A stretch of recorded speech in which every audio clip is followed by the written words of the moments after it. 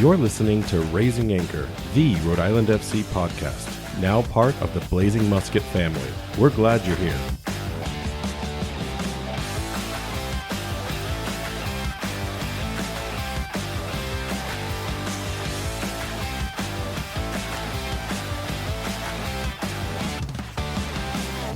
Hello, I'm Matt Entrikin, and this is Raising Anchor Podcast, your source for all things Rhode Island FC. I'm joined today with Rhode Island FC President David Peart, who, after a momentous stadium announcement, has sat down with us to talk all things about the stadium, the future of Rhode Island FC, and how he's been here in the Ocean State. David, thanks for joining us. I am thrilled to be here. Thank you. It's been a minute since we last had the opportunity to sit down like this and talk, and a lot has gone on since you took the reins just a little shy of 12 months ago. I guess to get kind of some of the pleasantries out of the way here, how has your time been in the Ocean State? What have you been up to, and what have you seen, and what have you been a part of? It's been a whirlwind, to say the least, and so many things have transpired over the last 10 months, 9 months since I've been here. And some of them I remember fondly, some of them I don't remember at all. But it's been an exciting transition for sure, right? It's been a really exciting period of time for me personally, professionally. This has been a great learning experience, and you know, from my perspective, it certainly it's been one of those situations where working through the last several months since the end of last season, as we approach opening the building, probably a lot more work that I'll look back on fondly, but right now we're immersed in it. It's interesting, they usually say for players when they make a deep run, like a cup run, that the downside to that is it shortens the off season. Is there a little bit of similarity to that with your group, knowing that you had to go from a temporary stadium at Byrne and just, you know, it's right around the corner, you have to online this 100% electric soccer-specific stadium in New England. Did you get any downtime, or was the sprint even faster than you had kind of saw? Well, zero downtime for sure this off season. But regardless of what team you're with and how far the team advances, what is commonly referred to as the off-season really is our selling season. The vast majority of what we are doing takes place strategizing and the act of selling, regardless of what it is that we are selling, promotion, building the tools in which we'll use to promote the brand. All of those things are taking place from the end of one season and before you start the next. And so this has been compounded by the fact that we're also opening a brand new building too, and there's some nuances related to that. I do think that, we had an opportunity during the first season at Bryant to put in place the professionals here in our organization that were already sort of at a pretty hefty speed and running at a pretty hefty pace for us to be able to literally continue that process during our off season or our selling season. So that's the benefit of having started the first year in Bryant.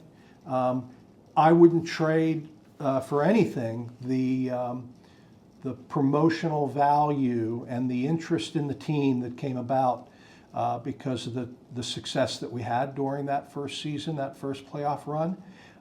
That's been invaluable for us, and I think it'd be difficult to quantify exactly how much more attention was paid to the team, but I mean it's very easily multiple sort of increases in terms of the popularity and awareness, local media coverage, that sort of thing, which helps us dramatically and significantly. Is it almost disrespectful to Travis's team to say that it created an easy layup, if you will? Because I see in and out how hard the ticketing team has to work. Obviously, you get the performance, and like you said, there's that uptick, but by no means did it make the job any more meaningful and what needed to be accomplished, right? Like, Right. It's only a part of the puzzle. Yeah, what we talk about a lot is that you have to prepare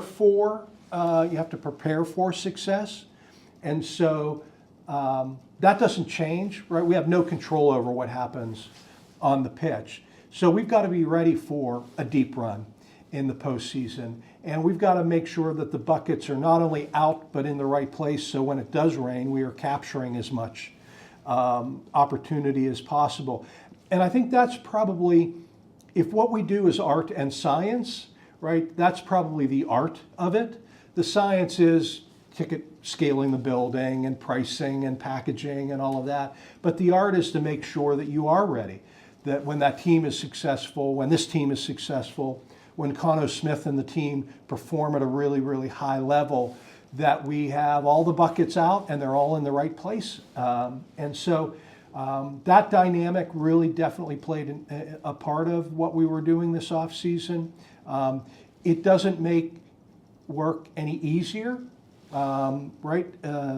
It's just we've got to approach things a little bit differently, right? We've got to make sure that we take advantage of every opportunity that we're afforded.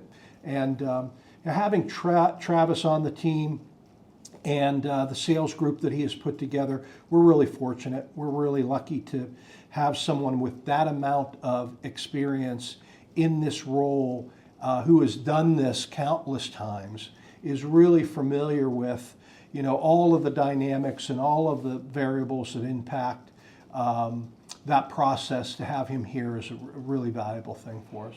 In terms of the art form, you know, the player performance is one aspect.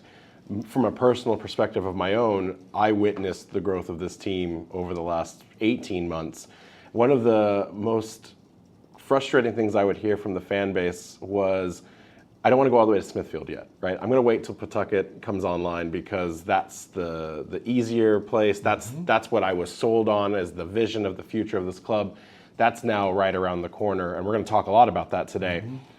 Does that also add to that art of, you're now seeing more of, I don't want to say local because this state, everyone is a local, right, but are you seeing an even larger increase in the appetite and the interest to come? Because now specifically, here we are at the new Centreville Bank Stadium. Most definitely. I think from our perspective, we're thrilled with the interest in the team and the new stadium. I'll be honest with you. I think there are still a lot of residents in this region, in this area, that aren't quite familiar with exactly what's going to happen here on May 3rd. You know, we can never bang the drum loud enough for all the folks that we need to be aware of it.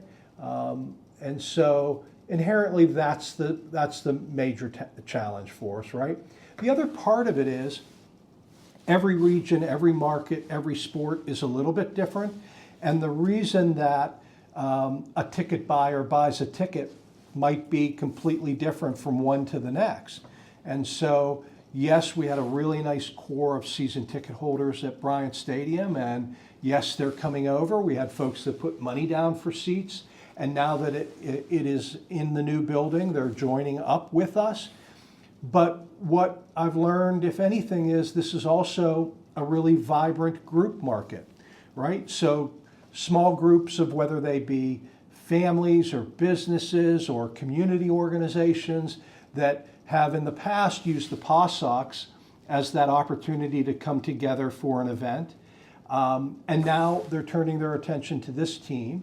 And so I don't know that we were necessarily aware of how important that was to this community, and we are now, right? We're doing more and more of that than I think we had originally planned to do. The other dynamic that's at play here is, you know, we think about 25% of our fan base will be avid soccer fans. They've either grown to be fans of Rhode Island FC or they're avid soccer fans. But then there's another 5 segments of potential attendees that are made up of families with youth soccer players and those that are looking for entertainment, right? And so I'm making the decision, do I go to dinner and a movie or do I go to a live sporting event? And so that's the other part of this, is sort of rolling out those various products that we know will be appealing to those different segments, but to sequence it in such a fashion that aligns with the appetite to be involved and come to those games. And we see a really long tail related to those segments engaging with this team. I think that the amount of attention from today, which was the naming rights announcement with Centreville Bank, and our new stadium name, Centreville Bank Stadium, I think from this point, you'll see a number of announcements, building for May 3rd, opening event, and then the coverage associated with that will introduce us to a whole new casual, right, entertainment seeker, casual fan that are going to come and take a look at this as one more thing to do here in Rhode Island. And when I think about this area, in my experience having been here last summer, I can't think of a better place during the summer to spend a Saturday night. You know, a live sporting event in a world-class venue that has all the amenities of, you know, a Foxborough or, you know, another major market venue. You've got all of those amenities, and it's your hometown team too, right on top of that. And so I see a lot of opportunity from that perspective as well. You know, you shared with me at the announcement that one of the interesting things about you entering into this role was that you were capturing market data and being able to form analysis in real time. You know, when you think back to this stadium and the team, you guys had announced the team, you put together players, but you had to learn kind of what those market demands were. Mm-hmm. Does that allow you to custom tailor and shift the perspective of those fans that you're trying to get entrenched in? Because obviously the goal isn't just, we want that, one of those other segments you were just mentioning a single time. You want to lock them into multiple games, maybe even eventually this is your premier entertainment destination. Is there more time needed to collect that data and make those kinds of decisions, or are you already able to kind of shift to those trends right now? We started last summer, and everything that we do, we're looking to better understand consumer interests and habits, and better define the folks that are sort of connected, engaged with the organization, whether it is a season ticket holder buyer, you come to one event, you visit us, you sign up for a newsletter, we're engaging with you at a community event, right? All of those places. I think one of the real challenges for a lot of marketers is to presume that you know what the customer wants, as opposed to engaging and asking and acting on what the consumer is telling you, right? So that's our charge, that's our responsibility, and that is to not assume, but to look at the data and make decisions related to how we package, how we promote, where we promote, and what we offer to consumers that aligns with what their interest level or their appetite is or their budget might be. And so I'm really proud of the fact that as a team, in fact, in the conference room where we're sitting, you know, hours have been spent here with the marketing team and communications team talking about, you know, some of the really simple elements of, you know, what will our theme games be and what are the most appealing theme games that we can put together. In addition to that, what are some of the promotional packages that we can put forth to folks, right? The family 4-pack. We're not reinventing, right, really anything that we're doing, but we're looking at what's successful in other places and making sure that aligns with the customer base and the consumer base and the potential fan base here. The 401 tickets that Centreville Bank just introduced today at their event. We're offering for every home game to Rhode Island residents tickets for $4.01, limited number of seats. They will not be the best seats in the building, but it really affords a consumer who might never consider coming to a live sporting event. And because of that price point, they will.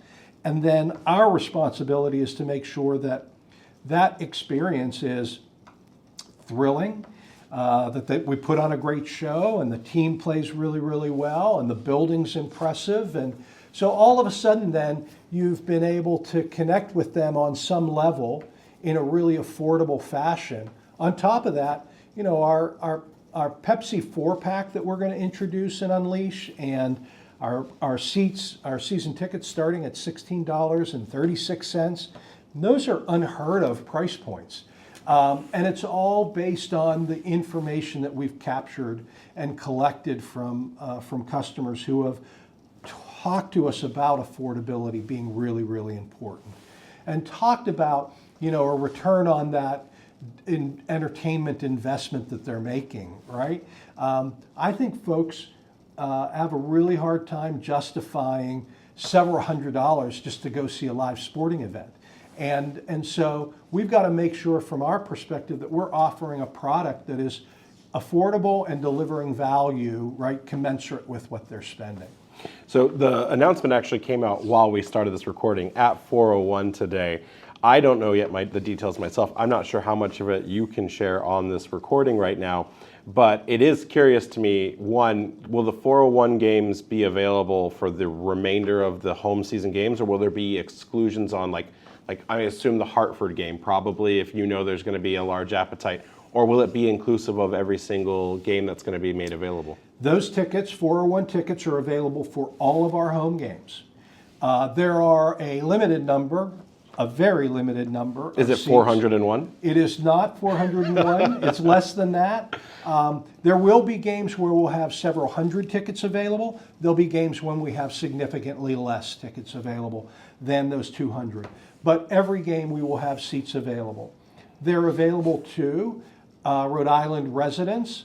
Again, that's our commitment, and the community commitment from Centreville Bank was to make sure that Rhode Island residents were afforded an opportunity to come to games at a really appealing price. David, how do you validate a Rhode Island resident? What are the standards for that? When you log online, and you can go to Centreville Bank's website, or you can go to our website, you'll be asked to input your zip code.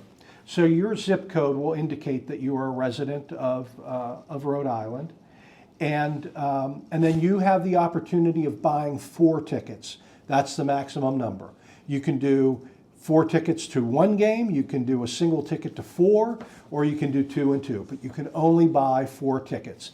We want to make this available to as many Rhode Islanders as we can. And so that really, really is sort of the driver here. Affordability, commitment to Rhode Island as the team for all Rhode Island, and to make sure that we don't have a single person buy up as many tickets as they want, right? That's the other thing we want to try to avoid, is that we're inviting as many people to our building as we can. This is such an unheard of program. Was this first and foremost a partnership with Centreville Bank, or was this Centreville Bank's idea and they came to you? Like, how did this come to fruition? So we had discussions with Centreville about a number of different community programs, a number of them which will be introduced over the course of time. But this is one that they felt very strongly about, right? Affordability. As a community bank, as a part of the Rhode Island community, for them, they felt very strongly. When we started talking about this conceptually, immediately, right, they leaned in on it. And to the point where they insisted that we launch it on the day of their announcement, so that this was more than, hey, we're putting our name above the building or on the building. We want to make sure that we're doing something that is meaningful and matters to the community as well. And so collaborative effort like that entire partnership has been over the last year and will continue to grow and expand. But really, really, at the end of the day, it meant a lot to them to be able to introduce that as a part of the announcement. I mean, there weren't a whole lot of things that their chairman and CEO talked about related to it, other than their commitment to community, right? The importance of this from an organizational and cultural standpoint for their branches and their employees, and the fact that they wanted to give back to the community. This is just one of those ways, right? It happens to be tied to tickets, but with a brand new building in the first year, it's a really cool way of saying we're inviting you to the building that we're partnered with. And their chip debit cards aren't a bad deal either with them going on. I do want to jump into the relationship now that is blossoming between these two organizations. You know, first and foremost, I think there's an importance that we get the naming correct here, because I've already heard lots of different takes online. So I want to hear it directly from you. It's Centreville Bank Stadium. It is not Centreville Bank Stadium at Tidewater Landing, correct? That is correct. We are focusing on it being, it's basically, what's the initials then? Would it be CBS? Is the Right. There are no initials. The name of the building is Centreville Bank Stadium. Does not have at Tidewater Landing. So we use that as sort of a placeholder. In fact, over the last several months, we've even moved away from identifying it as the stadium at Tidewater Landing and simply referred to it as the new stadium or RIFC Stadium in advance of and preparation of us introducing this new name. For us and all Rhode Islanders, there's a couple of things that are really significant and matter a great deal. First and foremost, our ownership's commitment to identifying a local Rhode Island institution, company, business. Their core, their DNA is Rhode Island. For just shy of 200 years, their home has been in Rhode Island. That matters to us a great deal. And then also, what means a great deal to both organizations is that commitment to community. They are a community bank. They're not, they're not one of the big banks, right? And they aspire to be community oriented. They are just opened a brand new branch here in Pawtucket. That investment in the community, this initiative from their perspective means a great deal to them because it really is an investment in the revitalization of Pawtucket, Rhode Island, and an area that really is important to them. So can I ask then, it sounds like Rhode Island focused was one of the key pillars that you were looking at for this deal to come through. Can you walk through how did the Superlative Group really play into the deciding factor or the help in the analysis to secure the partnership with Centreville? So Superlative Group was the agency that we engaged, and their primary responsibility for us was to put together a valuation related to this naming rights property. And so when you go through this process, and I have several times, it's one thing for me to put a price tag on it. It's another to have an expert who's been involved in reviewing and analyzing and valuing naming rights all over the country.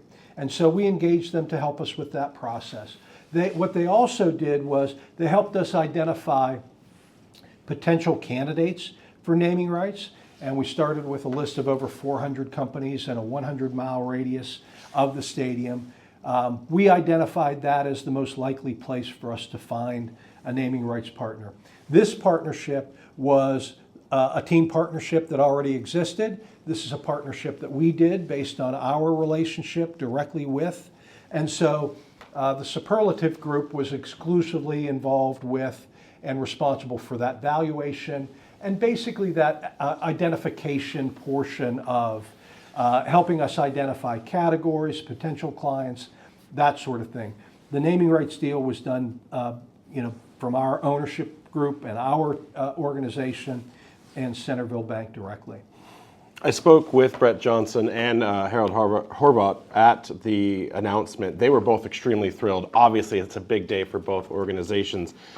Brett mentioned several times to the group, it was like waving my magic wand. How much of that transitions kind of the description of how this deal came across? Did it feel like it was a natural fit from the beginning, or was there a lot of work that had to be put into making sure that this came across the finish line?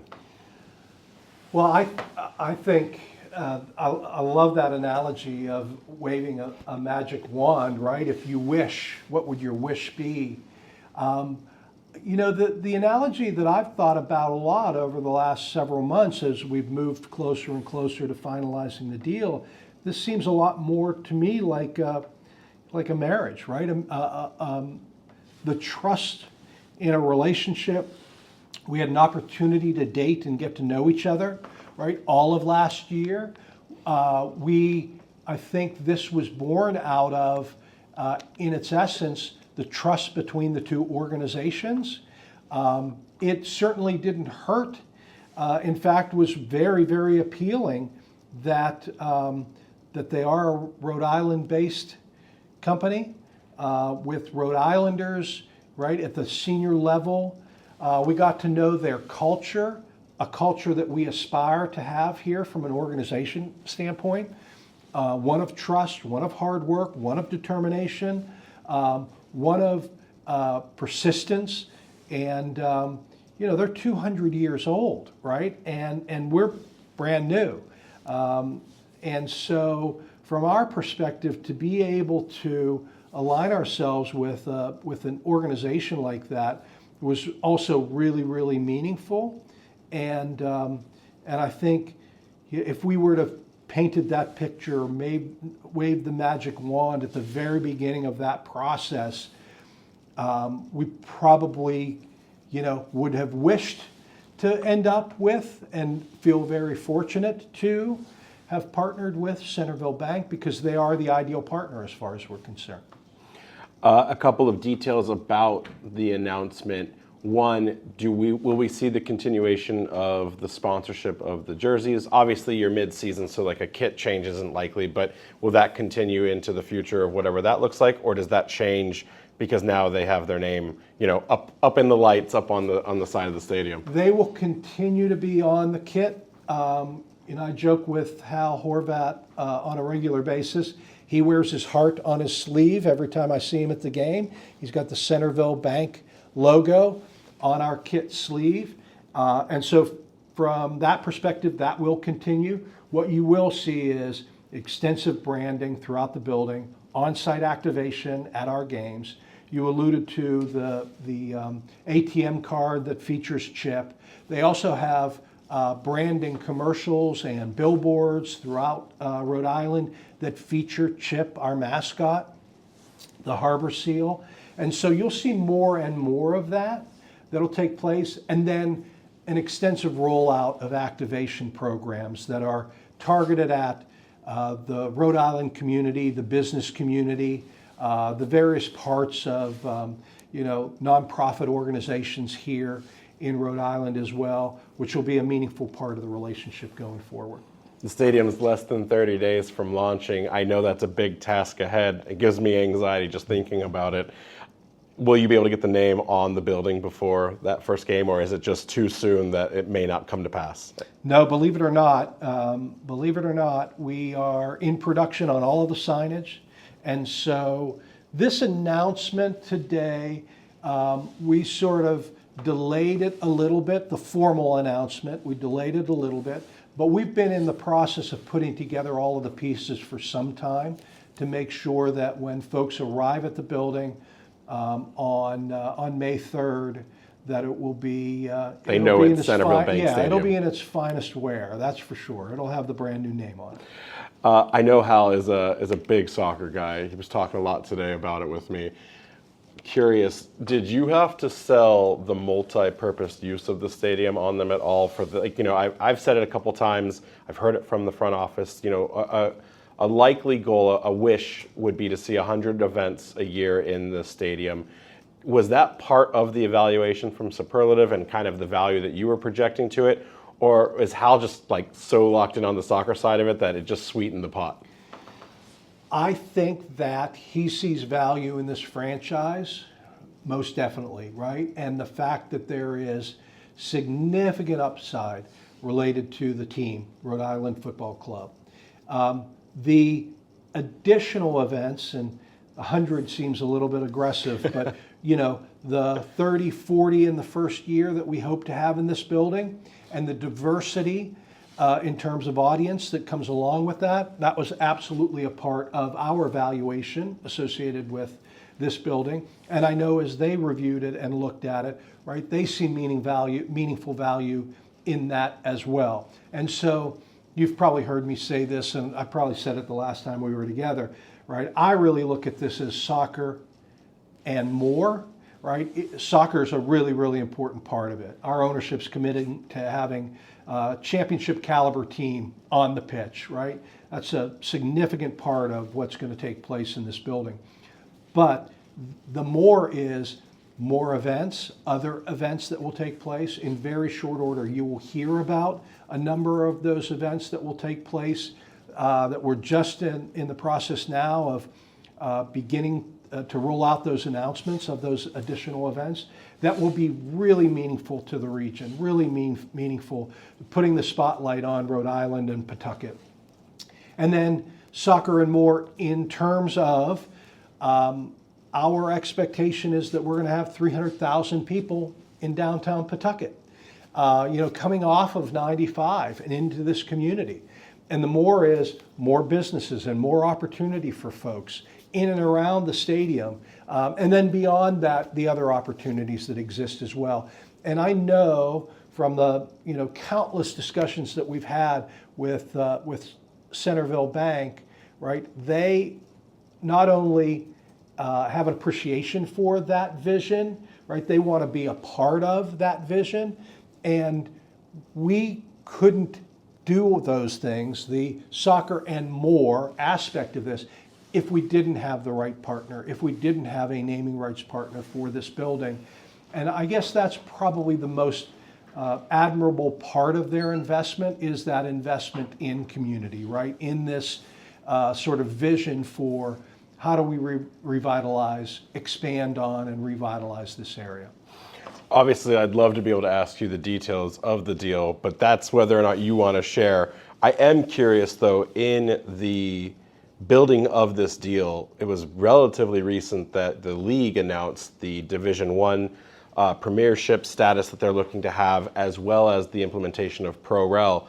As you're marshaling down to the final, finishing line of this, did those aspects come into the business aspect of the stadium transformation? Like, did Hal come to you and say, hey, like, what if we're not a D1 team, or what happens, God forbid, if we went down to USL 1? Do those things play a factor in the business decisions?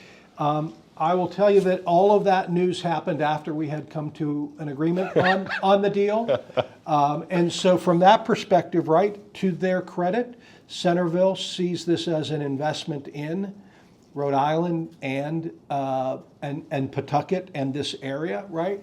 And from their perspective, it's soccer and more. And the fact that there will be live events, we fully expect that we will be, at the top level of USL, whatever that top level eventually would be. So from our perspective, we fully expect our ownership's commitment to being at the very top level. In terms of deal, what I can tell you, because this matters too, and this matters in terms of that commitment to investing in this stadium and the future for Pawtucket. Our deal, from a term perspective, length, is consistent with deals like this. Industry average is between 10 and 20 years in a venue of this nature. And from a financial perspective, this deal is more favorable than any comparable deal in the USL or other venues like this one.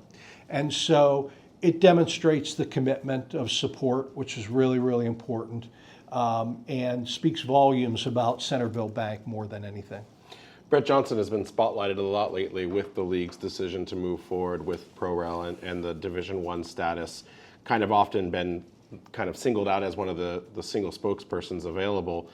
What does this deal look like when you macro that out to the rest of the league then? I mean, there's a lot of eyes around USL on not just the soccer-specific stadium, but now you're 100% electric. I know there's a lot more sustainability initiatives coming, which I can't wait to hear more about in the weeks to come. But, all these eyes are on you right now. Now this deal comes across the finish line. What does this say? What's the statement to the rest of the league? Have you heard from other front offices, other ownership groups? Have people come and said, like, how are you getting all of these things done? Is there a playbook being built, David, about how RIFC has been successful so far? Well, from our perspective, it's a responsibility that we don't take lightly, right? And our ownership's expectation of this business unit is to make sure that we are matching and aligning with the performance on the pitch. right? Those guys delivered a championship caliber team, and the expectation is that they will continue to do that. And our ownership expects the business side to be a model franchise in our area as well. And so from that perspective, we don't take that responsibility lightly. I think we see that as a fantastic challenge professionally and organizationally to have others sort of look to us related to what are the things that what are you doing there, right, that we might be able to model. And I'll be perfectly honest, right, I'm relatively new to soccer and USL, and I am reaching out on a regular basis to my counterparts because there are some things that they're doing incredibly effectively that we also want to integrate into our business planning and that sort of thing. That's an important part of the dynamic because if we can take some things that are maybe successful in a market on the USL championship level and apply them to a brand new building, state-of-the-art building, and demonstrate that it can be, 1 + 1 = 4, right? That dynamic of bringing the strategy together with a brand new venue, that might be the impetus for them to say, hey, look, if we applied these things and we had a new building, right? And I do think that there's aspiration from a lot of USL championship clubs to improve their setting and their location and their venues. And so if we can be that, that model for them in that regard, we take that responsibility seriously. And then conversely, we want to make sure that we're looking to them for things that are being done successfully across the league to make sure that we're not missing out on any of those opportunities as well. And so we spend a lot of time in that regard as well. I wanted to ask, kind of shifting gears to the stadium itself, and I know a lot of these questions are probably more suited towards Paul, but I am curious about the front office's take on this, specifically around the non-RIFC engagements. A lot of people are associating Centreville Bank Stadium with Rhode Island FC because it is the home, but when you look at the other things that are going to go on, how much of your day-to-day is built into navigating the rest of the stadium's events, the rest of the stadium's activation? So like the one that comes to my mind is, you're having game one, it's a home opener against San Antonio, and then the very next day, you've got the first ever women's elite rugby Boston Banshees game. Mm-hmm. Is there an involvement from your side of things, or are those completely separate and that's more of Paul's step? And where do you get involved then in those non-RIFC activations? Well, we are one team, right? We're two business. So they are two business units, one team. Two business units, one team, without a doubt. The example that you just introduced from women's elite rugby, there are aspects of our business where we are certainly supporting and helping. And from that perspective, we most definitely, are called upon. We've got, department heads that are involved in supporting those various events that are taking place here. Operationally, Paul's group, the stadium operations group, operationally, they're responsible for making sure that the relationship with that other tenant, sort of aligns with the capabilities that they have. But in terms of things like ticket sales and communications and marketing and promotion, if there's a way for us to help and support those properties as they come in, we certainly want to do that. At the end of the day, we want any and every event that takes place in this building, we want it to be successful. And success is measured differently regardless of, in relationship to what those events. The inherent challenge, having been through this sort of dynamic in a bunch of different places, is we only have so much bandwidth. We have limited resource. We've got folks that are working really, really hard, on making sure that we hit our mark for May 3rd, and we're performing at a really high level. And so when you introduce those other events, right, then you have to start to think about, well, what really is the priority? So it's a delicate balance between those. We certainly want to be supportive. We are actively supportive. And at the same time, right, a part of what we have to do is we're figuring out, do we need more staff? Do we need more resources to be able to deliver on those things? Those properties that are coming to us, right, are they self-reliant, or are they showing up, and do they need a lot of, additional support from us in order for them to be successful? A part of this first 6 months, 12 months will be a little bit of that delicate balance and dance and identifying what makes most sense for us, and do we have the bandwidth, right, to do all that we want to do? I would think best case scenario, and if Paul were sitting here, I think he would agree, best case scenario, if you did a deal with a property that would come in and be self-sufficient and, be able to, execute, without any support, I would think that would be best case scenario for everyone involved, right?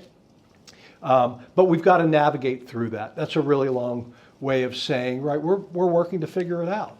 And we're trying to do that in such a fashion that we don't take away from Rhode Island FC, which is, priority number one.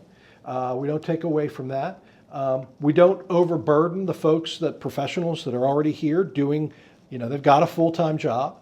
And so from that dynamic, it's a little bit of a dance, right, and sorting through it. Was part of that strategy in how you tackled the job fairs? You've now had several of them.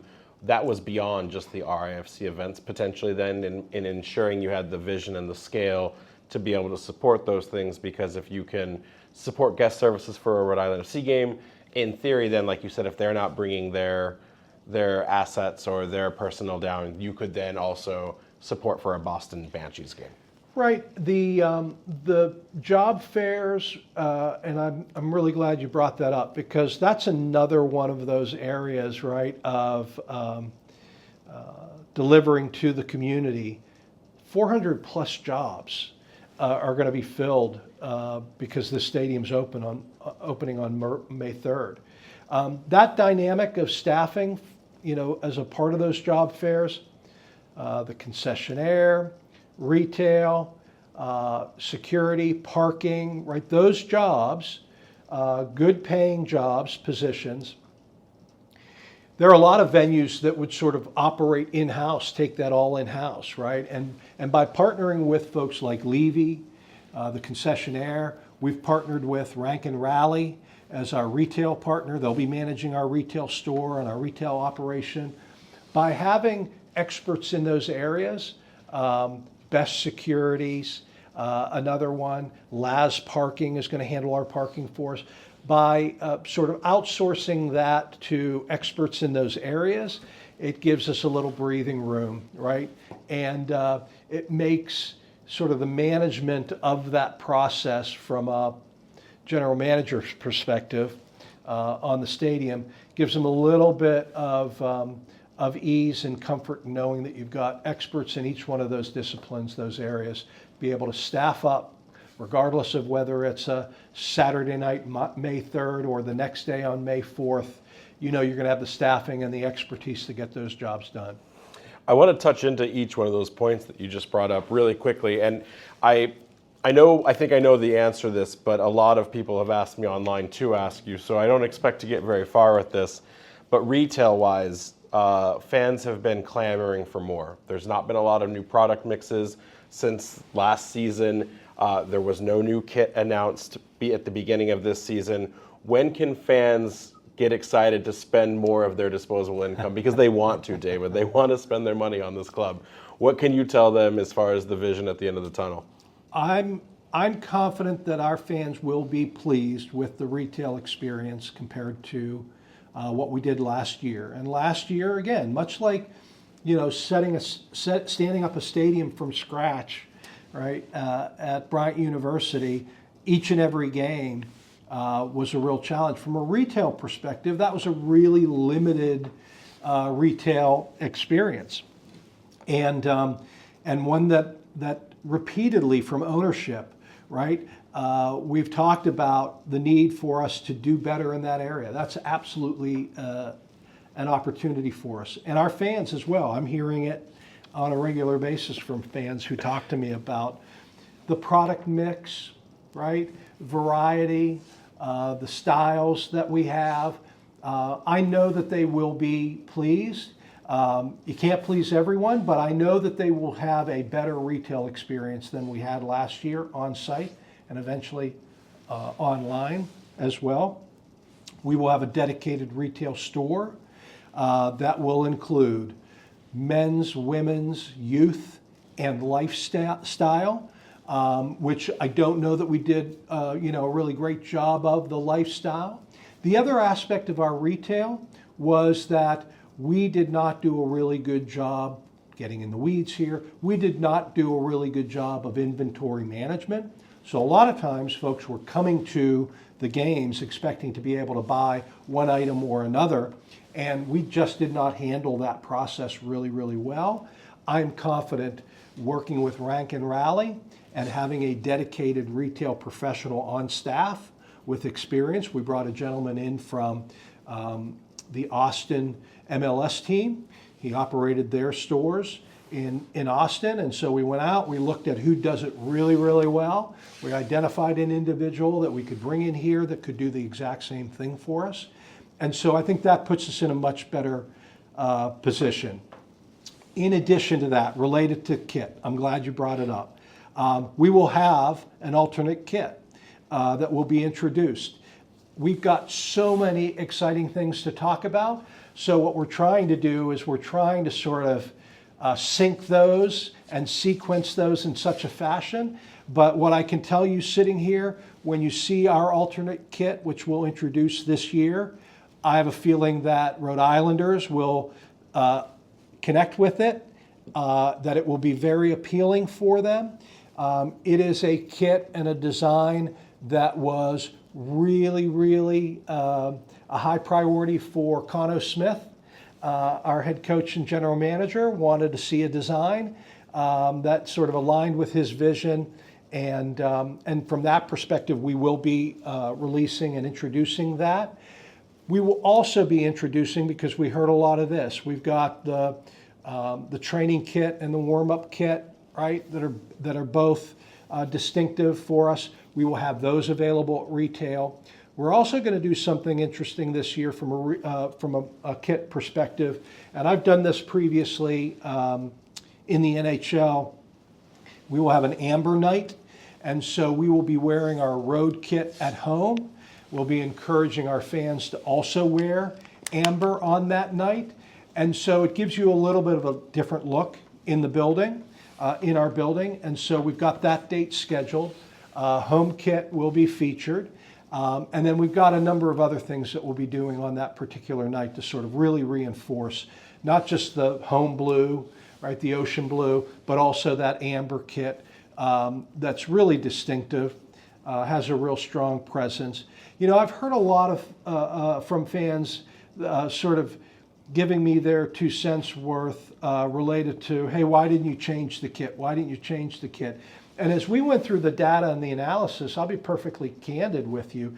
The kit was so well received that first year, and yet I don't think that because we were playing at Bryant, because we were just starting, right? I really felt like, and we did as a group, felt like there was a lot of life left in those 2 kits, right? I also wanted to sort of avoid, and as we discussed it internally, what we wanted to avoid was this sense of, well, you're just changing it to change it, right? Going for the money grab. Yeah, right. And so, again, trying to keep with that notion of respect for our fan base and, you know, respect for sort of that investment that they all made in that first year, we felt like coming up with a strategy related to how and when and what we did from a kit perspective, it made sense. And you weren't showing up at the new building right out of the gate and feeling this sense of obligation of, oh, great, I got to buy another kit, right? And that's really where that alternate kit component comes in. That's where the introduction of the amber jersey comes into, right? Let's live in this uniform, this look, right, for a while. It also is just, I think, such a powerful branding aspect of who we are and what we are, and just change it to all of us felt like it might be might be a little bit overdone. And then final question on the retail space. You now will have a separate team store, because right now if you were to look for physical inventory, it's here at the front office. Have there been talks about what the strategy for the retail team store will be? Will it be a Monday through Friday in addition to game day, or will it be limited to day plus, day out? Like, what have you guys had those conversations yet? It'll definitely be soccer and more. Okay. Right. to use that phrase again, I think from our perspective, right. Obviously, we want to be prepared and ready on game day. And in addition to the team store, we'll have portables and other places for folks Multiple to touch purchase, points. right? Multiple purchase points. We're also looking for innovative ways for folks to buy merchandise and pick it up, right? So that'll be a part of the dynamic and the plan as well. We will look for other alternate ancillary events where it makes sense to be open. So on April 26th, for example, right, you got a youth soccer tournament. That would be the perfect opportunity for us to be operating. And so we're feverishly trying to figure out what does that retail look like for that very first event. But those future events, when we have, those would be the times when the store would open. We'll also look for seasonally, look for situations for us to do it. So I would say that the team store will probably, it won't be a 7-day a week, 6 hours a day. I don't think that makes sense for anybody. But we will have, regularly recurring scheduled days for us. It's probably somewhere in the neighborhood of 60 to 80 days a year where that store will be open. Holiday season, absolutely, right? Around the big events that we have, absolutely as well. Leading into the 5v5 tournament, it recently was announced it's extended now to an additional day. Is the team taking this and treating it like it's kind of a soft open to bring all of the volume of people in? Because you won't have a game before that. Is this kind of that soft open and really showing the community, hey, this is your first community event. It's now 2 days. Like, what's been the overall appetite, and how are you guys approaching it? Well, the 5v5 tournament, which has been expanded because of the demand, we sold it, originally it was for 50 teams. We sold out 80 teams for that first day. And then we've added another 30 or so teams on Sunday the next day. On April 26th, we will in fact have a community open house. And the idea is, while that tournament is going on, it'll be a free ticketed event. So we'll give season ticket holders, the folks that are on our database and our various lists, an opportunity, and general fans, the entire community, an opportunity to go online, secure tickets for that event, and come and take a look at the building. The idea is both to invite the community to see the building, sort of walk around and experience the building, and in addition to that, sort of wring out some of the kinks, iron some of the wrinkles. The store, and retail and concessions and that sort of parking. Those are all things we want to sort of get at least established to some extent. And then really quickly back into the elements that are going on around the stadium. There's been a lot of volume of voice. I wouldn't say it's been concentrated, but very much interested in making sure that the food flair is Rhode Island centric or local to the New England. Stadiums, it feels like in today's age, can be hit or miss. You can have nothing but, it's the same name all across the stadium and serving the same thing. Sometimes there's the premier or the luxury items. How have you tackled that? We've seen some names like Maven's have been announced as a partner. I think California Taco has been announced as a continuing partner. What can be shared so far, and will it stay true to the Rhode Island flair for food? Fans will not be disappointed from that perspective. We will have signature items that are identifiable with Rhode Island. You mentioned a couple of the folks that will also be on site and a part of this. We will have a signature local pizza available in the building as well. Obviously, the Guild will be on site. That's a fan favorite and a favorite of the supporters, Defiance 1636. We have other elements that will be a part of that taste of Rhode Island, for lack of a better description. We've got an announcement and an event that will take place where we will introduce all of that to our fans and to the general public as well. That's a little bit off. Again, when you talk about sequencing, we've got so much, packed into such a short period of time that we want to make sure that we sort of lay that out over a period of time building up to the opening of the building. But what I can tell you is we've taken a lot of time and spent a lot of time and energy to make sure that we do have those elements. The other part of it is, regardless of where I've been, whatever building I've been, at the end of the day, folks also want to come to a stadium like this and know they can get stadium fare, right? That's done right. And you can get your item and get back to your seat. And so that's another part of that dynamic as well. Yes, you want to have a flavor, regionalized flavor. You want to have signature items, but you also want to make sure you're doing the rest of it really well too. So the number of points of sale, the number of places for you to be able to go and get, the ability to go to grab and go, get through really quickly, get your item and get to your seat. That's a really important part, especially since it's soccer. This isn't hockey, that's not baseball where you've got a number of breaks. You can get up and you can go, right? You want to be in your seat experiencing it. And on top of that, I think this building's going to prove to be a fantastic experience from a social gathering perspective. A bunch of places in this building, a beer garden, and a couple of terraces where, regardless of where your seats are, you'll be able to hang out, hear and see what's going on, regardless of the event. Rhode Island FC match, you'll be able to hear and see what's going on there from these different vantage points, which sort of brings a communal social component to it, which I think is going to be really, really unique for this venue. So to kind of wrap things up, we talked earlier, you're now, I think, 10 months into the role, knocking on that year. I guess I would ask you, when I first met you, I asked you what were the challenges ahead for you, and you said, you're a sports executive, you're a professional who needs to learn the game of soccer. That was probably the one thing that you didn't have at the time. Here you are 10 months later. What have been some of the biggest learning curves for you as you've led this organization? What have been the ups and downs that you can share at large and been some of those moments that you've reflected on? I think Rhode Island is an incredibly unique area.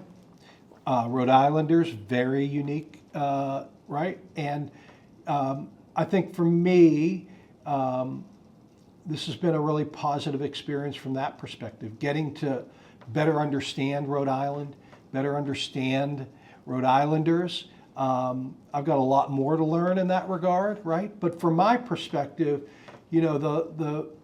all of last year, all of that first season, the opportunity to spend time with and hear from our fans about their experience, about the engagement and connection with the team, which is uniquely Rhode Island, has been an incredible eye-opening and learning experience for me. I came here with a completely different impression of this area, this part of the country, naively.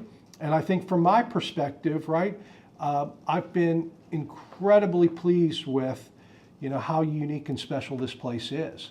And I think that, there's an opportunity here to have a deep connection between Rhode Islanders and this soccer club that I'm not quite sure I would have ever imagined, right? I see folks with tattoos and I drive around and, they've got magnets plastered on the back and yard signs in their yard and, folks that are posting things on social media, that are really animated about, the team and the performance of the team and the experience, and right, that passion is unlike anything that I probably have experienced 1 year into a team's existence. And this is not the first time I've been involved with a team from scratch, whether it be the Minnesota North Stars relocating to Dallas in that first year there, or the Houston Texans launching that team. I don't know that I've seen the sort of fanatical embrace the passion that I've experienced here, and that's been a really, really cool experience. If you had to name a favorite moment on, off the pitch, maybe not even related to the club itself, just kind of to encompass your time so far here, what comes to mind at being asked that question? Today would definitely be a highlight, right? Having just announced the naming rights partnership, highlight, and from this perspective, to have a partner that agrees to do more, be more, somebody who says that I believe in your ownership's vision to the point that they're putting their name on your building, that's really powerful. Beyond that, a part of today's event where we hosted Centreville Bank employees, we hosted their board, we hosted our board, community leaders, civic leaders at the event. But even more meaningful, we had our full-time staff actively involved in that event. They helped us sort of open up the Centreville Bank Stadium center pitch banner. And so to be able to have our employees actively involved in that event, this is the fourth, well, I've been involved with a lot, the fourth building I've opened, but I've been involved in a lot of naming rights, presentations, announcements. I've never had an event that was all encompassing for everybody on the business side, actively involved and participating in that process. And for me, watching the video on the screen, seeing those, my counterparts out there actively involved in it in a really important way of saying, hey, welcome to our naming rights partner. To be a part of that was a proudful moment and a meaningful moment. And the other thing is that now we're on the clock to even more excitement, even more, thrilling moments, more memories, because when you open a building like this, right, you're off to the races from that perspective. And so today, probably that single most proudful, emotional experience for me was a really big deal. That's President David Peart on the opening of Centreville Bank Stadium. It's a name that I have to still get comfortable with. It's an adjustment for sure, but it's so great getting a chance to talk with you today, David. It's also great to know that you're always being engaged with the community and hearing what they say, both the passion and maybe the not so passionate parts, but always great to see you anchored in community.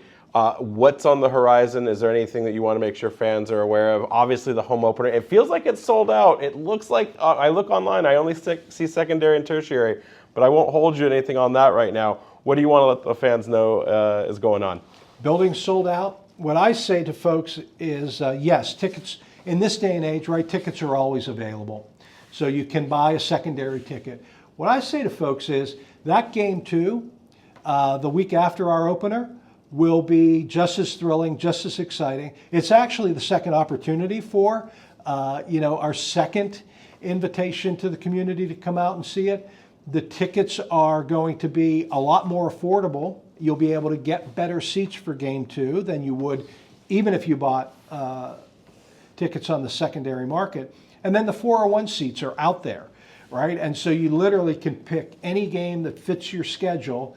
We've also opened up the rest of the games. So we've got the Derby and the 5th of July match. And there are a number of other really special events that are going to happen during this upcoming season, home season, those home games, that you don't want to miss being a part of that. And what I truly believe is if you came out to a game, whether it be the first game, the second game, you're going to have such an enjoyable experience that you're going to want to do it more. You're going to want to invite your friends. You're going to want to bring your family to it. So what I've been saying to folks is give us a game, right? Give us one game. Let us prove to you that this is going to be fun, enjoyable, affordable fun. And I'm certain that you'll be hooked. I'm certain you'll be connected. A $4.01 ticket, a $4.01 beer, and a $2, is it $2 or $1 hot dog? $1 hot dog? $1 hot dog. $1 hot dog. That doesn't sound too bad for the bank right there, the That's Centreville Bank at that. I completely agree. It's going to be a great time. David, it has been a pleasure. Thank you for coming back on the podcast. As always, we look forward to connecting with you a little later this season. And I can't wait to see all of the great things happening at Centreville Bank Stadium, as well as to see what the season ahead for Coach Cano and the boys are. You are welcome back anytime. Thank you. Glad to have you. In the meantime, don't forget to check out our partners at the Blazing Musket, where you can get all of your local New England soccer coverage, including Rhode Island FC. You can follow us along on Instagram at Raising Anchor, or all of the rest of the social medias in TikTok, X, Twitter, Blue Sky, at RIFC Podcast. And don't forget to check out our website, www.raisinganchorpodcast.com. We'll see you next Thursday at 8 p.m.